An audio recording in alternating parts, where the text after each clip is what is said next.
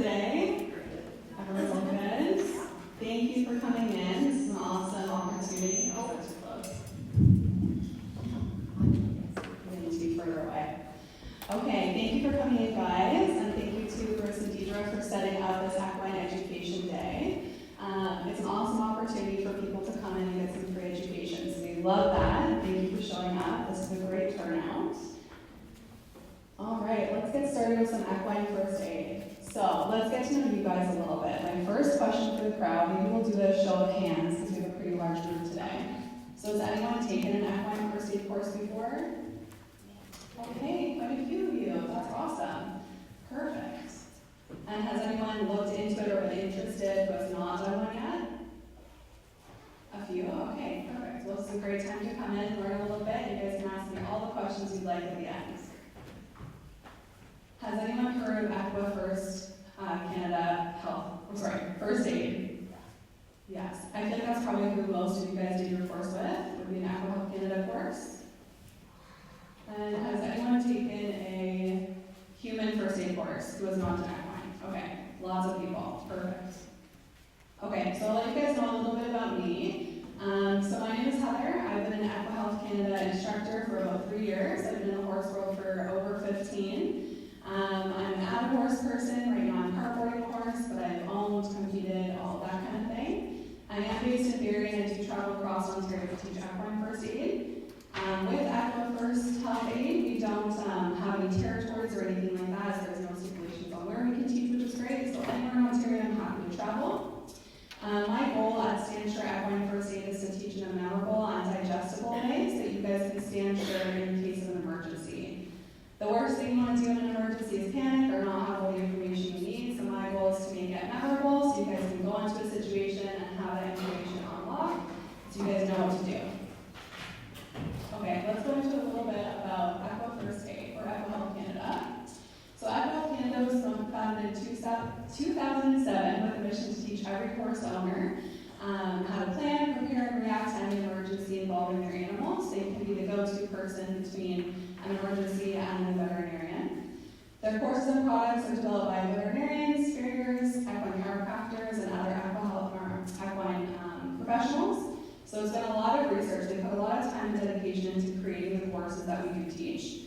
So it's similar to Red Cross, where you have a Red Cross First Aid course that an instructor teaches. Us as instructors, we teach the Equi-Health Canada First Aid program, and they've done a lot of research into it. They have first aid, wilderness, safe training practices, and emergency preparedness. So you can do a basic first aid, and then as you move up, there's a lot of different opportunities to expand your learning and knowledge. And if you guys are interested in being an instructor, in your basic level of instruction, you can teach 4 courses, and there's extra certifications you guys can get beyond that. All of the information, if you guys are interested in becoming an instructor, is on the Equi-Health Canada website, so it's a good way to get in contact with them and ask any questions that you need to ask. They did originate in Alberta, and they do have instructors all over Canada, and actually the United States as well, so it has a pretty wide range, which is awesome. So, what do we do? So we as instructors, we travel to different barns. We teach a variety of different topics. We are in barn. You can have it as a closed class, or you can have it as an open public class. And some of the topics that we cover are colic, choke, lacerations, tie-up, impalement, pain and swelling, eye injuries, hoof disease, prevention, all of that kind of thing. So a lot of topics in there. So when you come to a course, all of our courses are around 8 hours. Some of the kids' courses are a little bit shorter, and it's about 50% lecture, similar to what we're doing today, and then about 50% hands-on with the horse, which is the part that everyone enjoys. You get to go out there and actually practice the skills that you just learned, which is awesome. Plus you get some horse time, which people usually love. Lunch is provided, and you receive a certification and your handbook at the end of the course. You can take that information with you and keep it in your group kit, in your first aid kit, wherever you want to keep it. And again, it can be a private class, just closed for your barn, or you can have it open. So that's good for people who do not have their own barn, or they like take lessons, lease a horse, something like that. You can go onto the Equi-Health Canada website, and you can actually see all of the open courses that are available. So if there's one in your area, you can sign up just as an individual going to a farm that's open to the public. So you don't have to put together a whole group and have a farm, all of those kinds of things. You can just book in a course that's already open and available.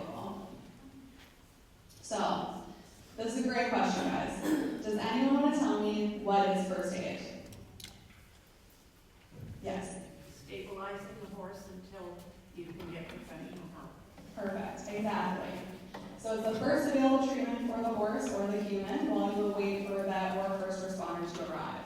And this is not a substitute for veterinary care in any way. You're not going to be vet techs or vets or anything like that. It is just to keep the horse stable, comfortable, prevent anything from getting worse, hopefully make them a little bit better, while you wait for the vet to arrive, or in the human case, first responders. So, first rule of first aid, do not panic. This is going to be really tough, especially if it's your own horse. So your calm, informed, and confident action and reaction to an emergency situation can really define how that situation turns out. We all know as horse people, they feed off of our energy, so if we are elevated and we are stressed, that's going to translate onto the horse.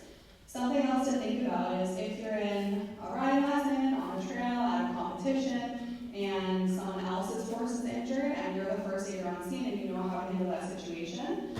If you're going to step into that situation and the owner of the horse or the rider is really upset and they're worried and they're stressed, it's going to be really important for you to stay calm to keep them calm as well.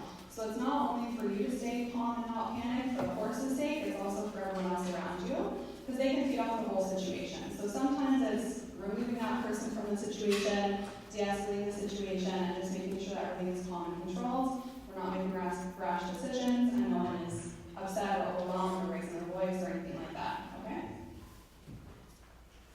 Okay, so let's go over some rules of first aid. So the first one is do not panic. We just went over that one a little bit. Stay nice and cool and calm and collected. We're then going to identify what the problem is. So we're going to assess the situation.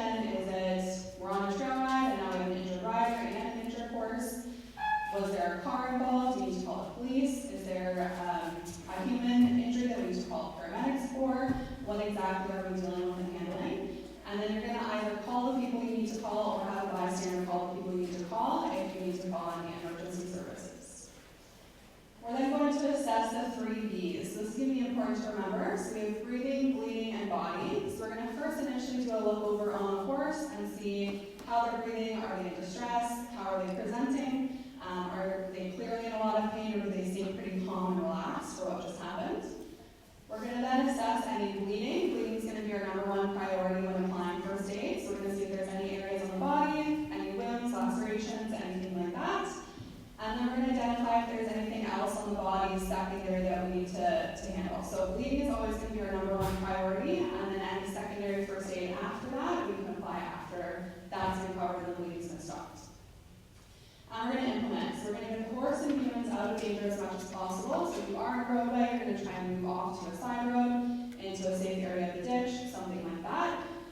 Competition, you're going to move them out of the ring or anywhere that they can run or thrash or hit themselves on. So make sure that if you're able to remove the horse and the human from the situation, that's your #1 move. If you cannot remove them, you can also remove any items from around the horse. If they are down and you're afraid they're going to start thrashing, remove any items that they could potentially injure themselves on. We're going to stop the bleeding, minimize shock, and take vital signs as necessary. So we're going to stop the bleeding first, monitor them for shock, make sure that we're monitoring the vital signs, be able to call your veterinarian. So be prepared when you're calling your vet with location, vital signs, description of the emergency, and the more information that you can give them, the better. Same thing when you're calling paramedics or police or anything like that. The more information you can give them, the more prepared and equipped they are to show up and help you handle that situation when they arrive. Okay, let's go over some vitals. So I'm going to look for 5 vital signs. Does anyone want to give me a couple? Does anyone know any vital signs? Heart rate. Heart rate, okay. Sorry? Respiration. Respiration? Yep. Temperature? Looking for one more. Oh, capillary refill? We got that one? No, didn't hear. That's okay. Okay, the last one is going to be gut noises. So we got heart rate, respiration, temperature, capillary refill, and then gut sounds. Okay, can anyone tell me the heart rate for a healthy adult horse, what the range should be? Okay, we're going to learn some things. We've got 30 to 40 beats per minute. So abnormal would be anything 60 beats per minute or more at rest. You definitely want to be calling your vet. If it's weak or irregular, but the average would be, or the normal rate would be 30 to 40 beats per minute.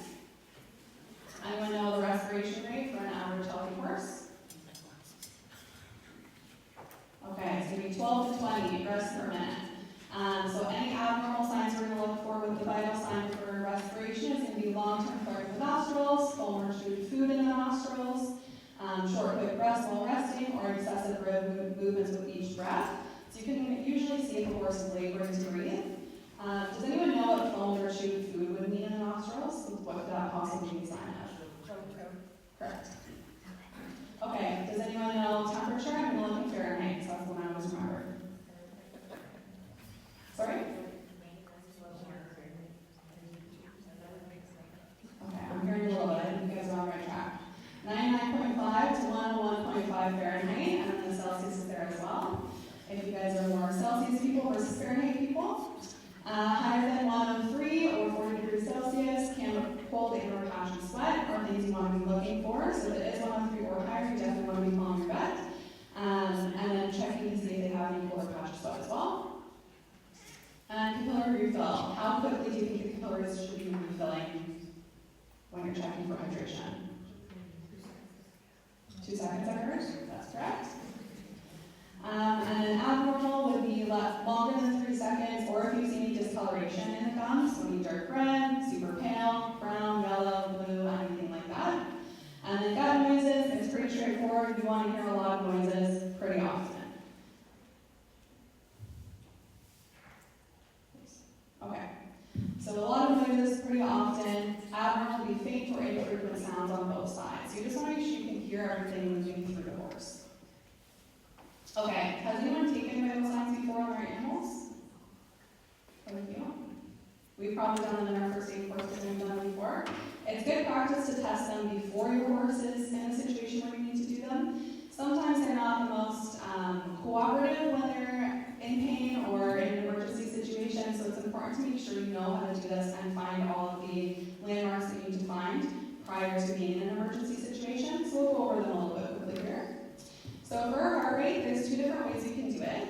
You can either check with a stethoscope or just with your fingers. So if you're going to utilize your fingers, we're just going to go underneath the jawbone with 2 fingers, and you're going to kind of go up and inside of the jawbone. You're going to find that artery that runs under there, and you're just going to hold it there until you can feel it pretty consistently. And then you can either count it for a full 60 seconds, or what's a little bit easier sometimes is if you break it down. So if you count the beats for 15 seconds times it by 4, that's going to give you a pretty accurate reading. If you have a stethoscope in your first aid kit, which I would recommend, you can also find it behind the elbow of the horse, so where the point of the elbow reaches the rib cage, kind of just in front of where your girth would sit. You can press it in there, and you can kind of just slide it behind the elbow there, and you should be able to hear it pretty easily. If you need to move it around a little bit, put a little bit further into that elbow joint, you can. And the same thing, you're just going to sit there, listen to it, get a good feeling for how you're hearing it and how quickly it's going, and then you can count it either for a full 60 seconds or the 15 times 4, or 30 seconds times 2, whichever method you want to use. Respiratory rate is pretty straightforward. So we're going to stand at the front of the horse, right by their shoulder. We're going to look down their body and take a look at their flank. We're just going to count the inhale or exhale. It doesn't matter which one you want to do, you just want to make sure you don't do both. So you don't want to count in and out as 2. It's going to be 1, 2, 3 as you see it going. So just make sure you're not doubling up, or you're going to be like, well, my horse is breathing 40 times a minute, which is bad. So make sure you're doing that. Sometimes it's a little harder to see too. Sometimes horses don't do those like big diaphragmatic breaths, so you might need to practice and notice where you see on your horse and give that a little bit of practice before you're in a situation where you need to test it. And then for the temperature, everyone loves doing this one. We love seeing the back of the horse for sure. So we're going to lift the tail, we're going to put the thermometer into the anus on the side, make sure it's not right in the middle, you want to have it resting against the horse. And then you can keep that on there for about 3 minutes, or if you have a digital thermometer, it'll just beep when it's done, so whichever method you have. It's really important with this one to keep extra batteries if you have a digital thermometer in your first aid kit, because the worst thing is when you need to use it and you pull it out and it's been sitting there for a few years and now the batteries are dead and you can't test the temperature. So important in your first aid kit to have extra batteries in there as well. And then capillary refill.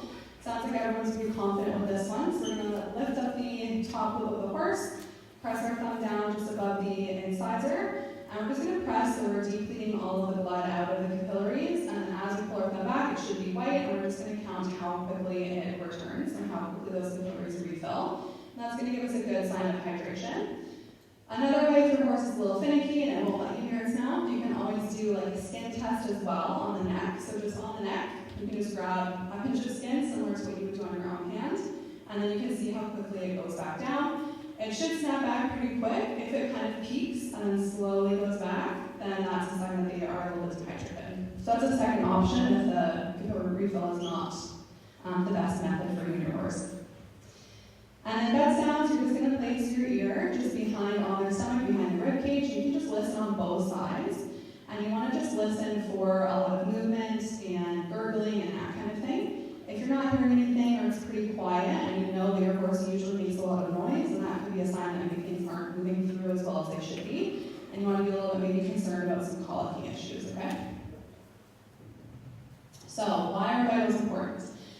They can be your first sign that there's something wrong. Sometimes your horse won't give you clear signs that there's an issue, but you know something's a little bit off.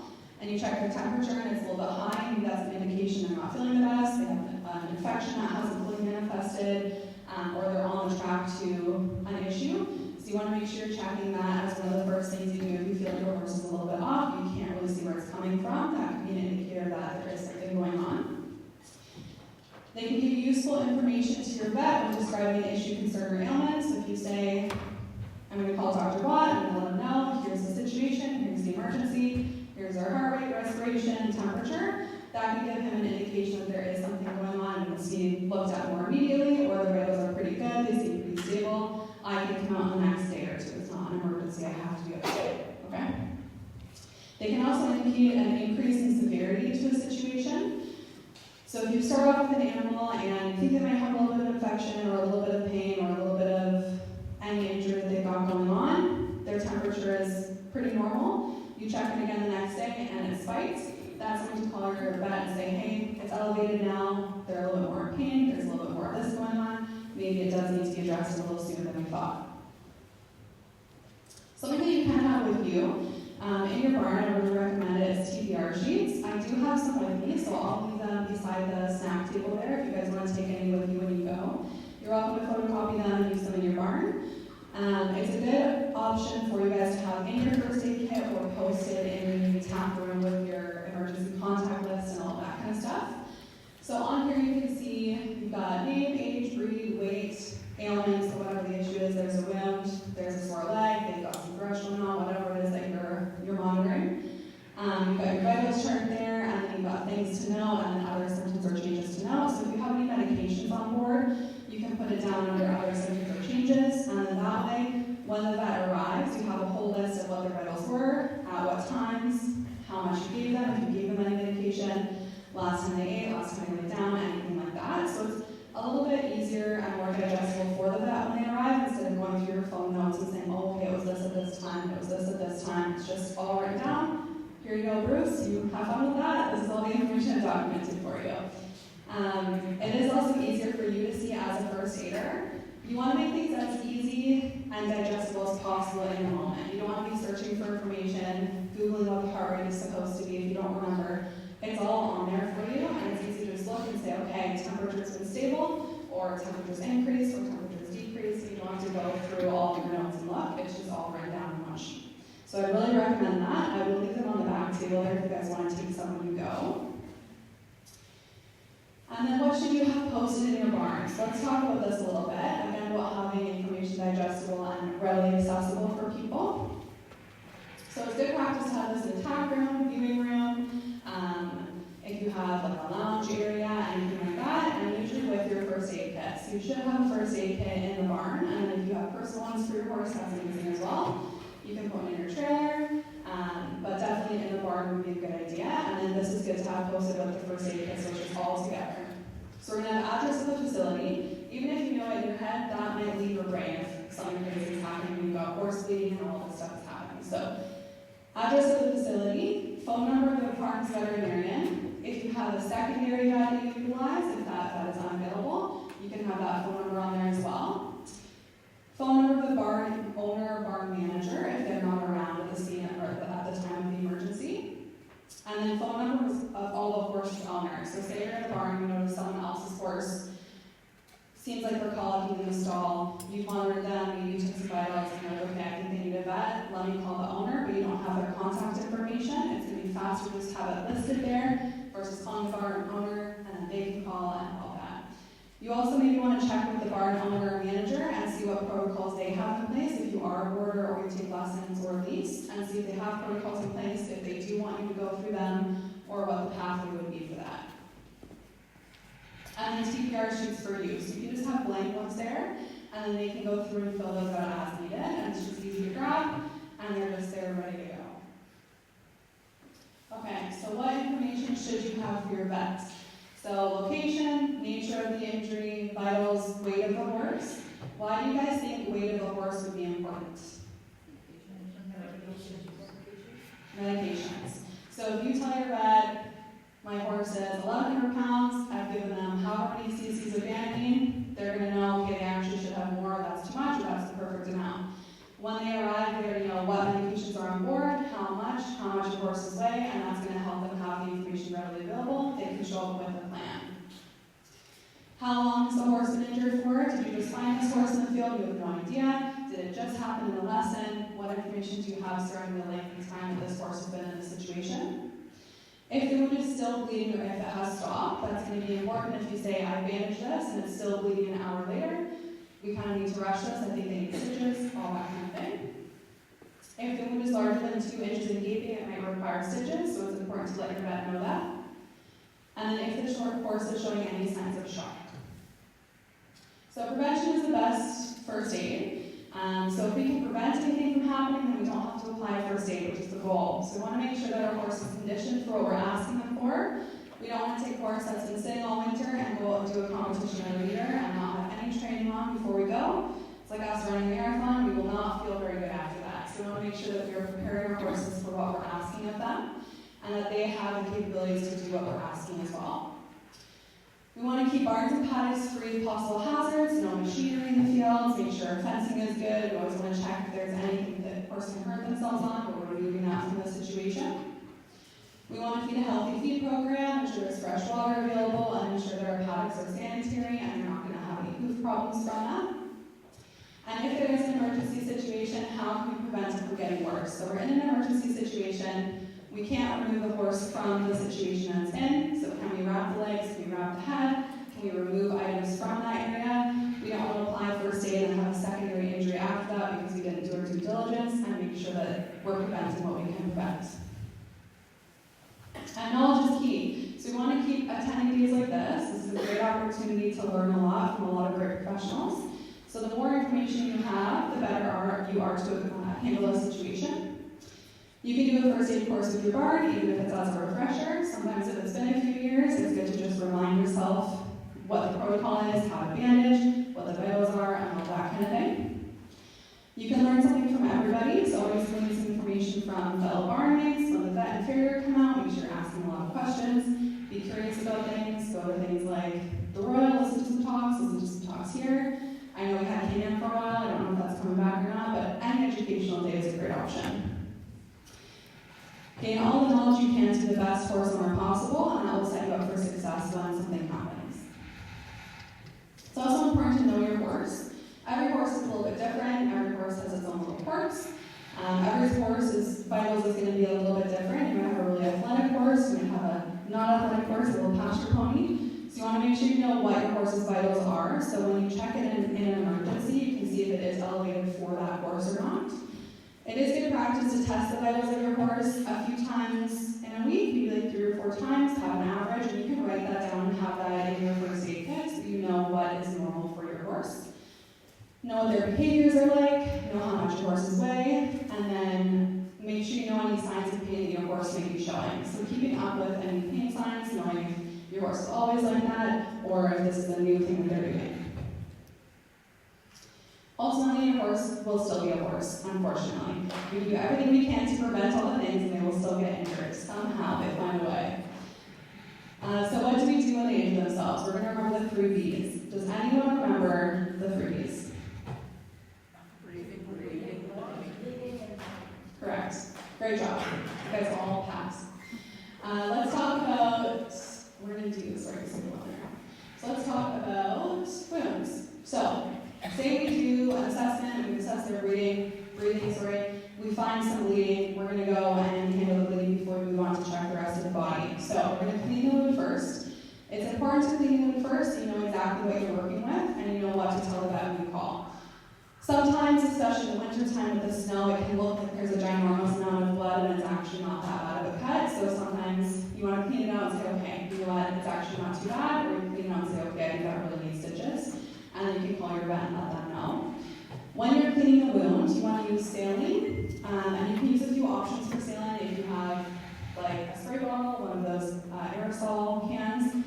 What the best thing to do, what I would recommend for a barn is to have one of those weed sprayers. I should have put a photo up there. But it's just a handheld weed sprayer and has a hose with a nozzle on it. You can fill that with saline. And then it's less pressure than, say, a garden hose, but it's enough pressure to kind of remove any debris that's in there. And you can just have that with saline in it, and that's a good accessible way. You can bring it wherever on the farm you need to bring it.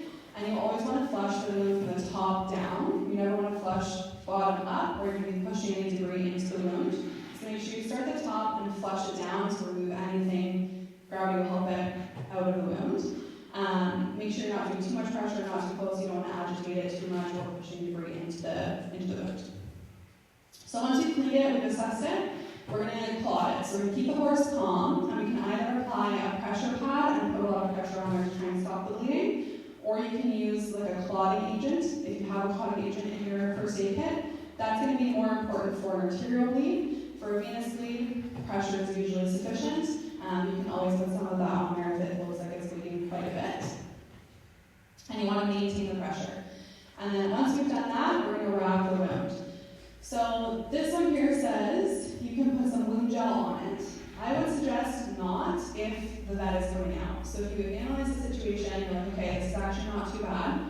I can manage this on my own. I'm confident in my capabilities. You can put some wound gel on there and ointment that you want to use, your best balm, and you can wrap that up and then maintain it as you go. If you think that that's going to have to come out, you're going to call them. I would not recommend putting anything on because that's just one more thing they're going to have to clean when they come out. So the goal at that point, if the vet is coming out, is to just stop the bleeding, wrap it up, and you're just going to maintain that until the vet arrives. I have a question for you guys. Maybe we'll do a raise of hands. Say you've wrapped a wound, and it looks like there's blood seeping through the bandage. Are you going to remove that bandage and re-bandage? Yes or no? Let's say yes. Raise your hands if you think you should. Raise your hands if you think you should not. Beautiful. You guys all pass. You do not want to take off any bandages that are already on there. If the blood is seeping through and you remove it, you're going to pull off any clotting that's already happened, and it's going to reinstate that bleeding more. So you just want to add more gauze on top and rewrap it again. You just want to keep adding on top. If it is bleeding that much, your vet should really be out on their way. So you just want to keep maintaining that until they arrive and let them know, I've added 3 different bandages on here and it's still bleeding through. Okay, we're going to go through some types of bleeding.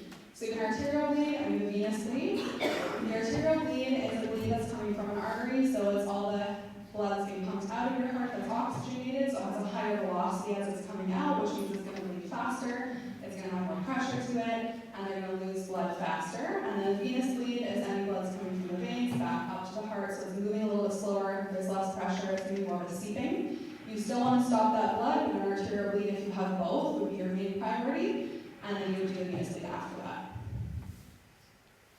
Okay, let's do some types of wounds. So you've got your basic straight cut, this one's probably your most common. You have a nail on the fence, a tree branch, a shot horse kicks itself, it's just a straight, easy peasy cut. You've got a tear, which is an uncontrolled tearing of the skin. This one can be they got caught on something and then they moved really quickly and it kind of shredded a little bit. Most of them are shallow, so it's not a huge issue. However, if they are over 2 inches and gaping, you're going to want to let your vet know because they might use 2 stitches for that. And if it is too large, sometimes they will recommend you go to an equine surgeon, depending on the severity of the situation.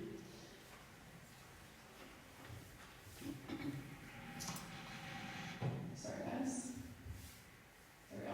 And then we have puncture. So this can occur if they run themselves into a nail on the fence and it goes straight in and comes back out, or a tree branch, or anything like that. These ones need to be monitored quite closely. This is where you're going to want to check their temperature pretty often because it is a high risk of infection because now foreign body has gone in and come back out. So any bacteria or anything like that that's on that could now be inside of the body, and it's a lot harder to clean that out. So we want to monitor their temperature and make sure we're making sure they don't have an infection.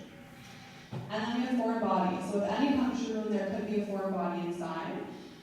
If there's a protruding item, you do not want to remove it. You don't know what anatomy it's impacting in there. So if you have it, especially in the joint, you don't know if it's impacting a ligament or a tendon or anything like that. You don't know if it's crossing through an artery or a vein or anything along those lines. So you never want to pull anything out. You just want to pack around it and support the item until the vet can arrive and they can analyze the situation, and they can remove it when they deem it safe. And then again, in case of no visible foreign body, you always want to monitor the temperature. Even if it looks like there's nothing in there and you think it's just a puncture wound, there could be a small debris inside, and that can cause an issue in the future.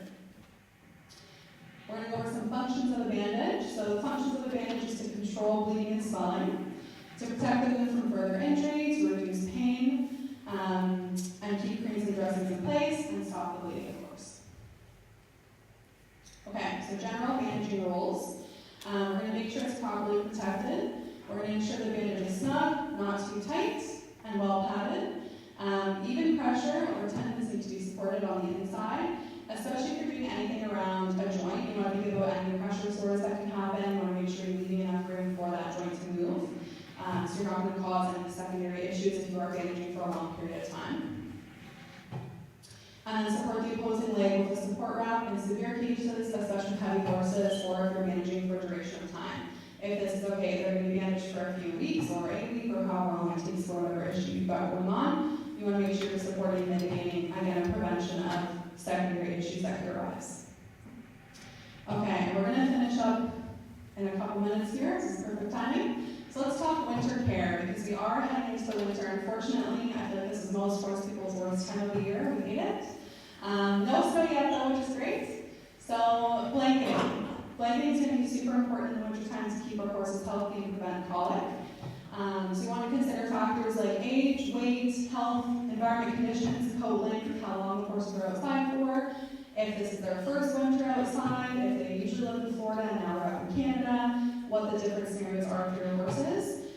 There are a lot of good charts online if you find like a good guideline for blanketing, but ultimately every horse is different, so you always want to consider these things when picking a blanket. And then make sure you're blanketing appropriately to keep them warm through the winter. You want to give them lots of access to water. Horses do generally drink less in the water in the winter time, so we want to make sure they have access to fresh water that's warm. We want to monitor their water buckets if they're in at night and go out in the morning. How much do they drink? Is that more or less than usual? Less water intake directly impacts the likelihood of colic. It's really important to keep horses hydrated. If you're having a hard time with this and you find that your horses just aren't drinking as much, you can always try and add some water to their diet by adding some water to their feed, doing some soaked hay cubes, doing a bran mash, something like that, to give them an opportunity to intake water in a different way. We want to have access to forage. This is really important. As horses eat and digest, it actually helps to increase their core body temperature, which helps keep them from colicking. So we want to make sure they have ample access to forage all throughout the day. They're built to eat all day, so we want to make sure we're giving them the opportunity to eat all day. And forage is the best for that versus the grain. And we want to monitor. So we've likely all had issues with colic, unfortunately. It is a very common thing that we experience as horse people. If we know that they're more likely to colic in the winter time, they can colic any time of the year, but that's typically when people see it. We want to make sure we're monitoring. When they come in at night, are they going straight for their grain, or are they kind of pacing a little bit? Are they drinking enough? When we come in the morning, have they urinated? Have they defecated? What's going on? We want to be a little bit more aware of the horses and how they're doing, and that way we can catch it a little bit quicker if we're paying attention, right? Okay, and then what should you guys have in your first aid kit? So we've got vital sheet. That one you can just have a card if you want, that you can just have posted in your feed room or in your tack room or in your tack kit that has the vitals on there, so it's easy access. You can have TPR sheets, thermometer, extra batteries for your thermometer if it is a digital one, blood stop powder, stethoscope, antiseptic, wound gel, non-adherent 4x4 pads, make sure you get the non-adherent ones, cotton bandage wraps, stretchable top wrap with a gut wrap, safety scissors. We've got a flashlight or a headlamp, especially if you're going out into a field at nighttime, chemical cool and hot packs, small clean pools to dilute if needed, the yard sprayer for your saline solution. We've got a twitch, shoe removal equipment, wire cutters, disposable diapers for hoof care, duct tape, medical tape, saline, betadine, and then we've got some poultice pads or poultice ingredients if you do think you have an abscess. Is there anything else you guys have in some first aid aid kits at home that you guys think should be added to that list, or anything that you found you really needed once and now it's in there? Any additions? Leasers, drugs. Sorry? Drugs. Drugs, yes. Leasers. Tweezers? Gloves. Pliers, that's a good one. Gloves. Gloves? Measuring tape. Yep. Yeah, those are all good additions. And then you can also do first aid kits for your trailer to take it with you to shows and competitions. That's a really good option as well. It's also good to just have one in your car for yourself. So, or you can have like a trail kit. If you guys are going on a hike, you can have a little saddle bag with a trail kit as well in case something happens on the trail. So the moral of the story with first aid is to be as prepared as possible, prevent as much as possible, and then keep educating yourself so that when something happens, you're able to handle it. Okay? Okay, and that's it for my talk. Thank you so much, Bruce and Deidre, for setting this up. It's going to be a fantastic day. I'm so glad. Thank you guys all for coming. Do you guys have any questions for me before we move on?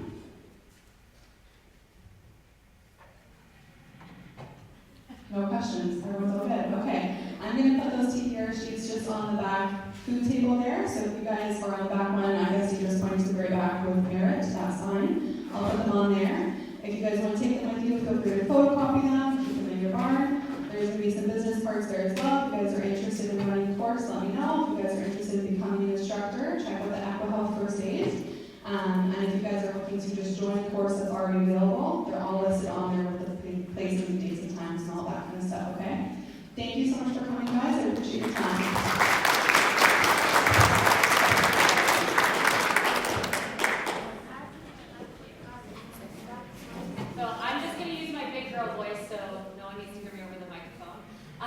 We're going to take about a 10-minute break while we get set up for our next speaker.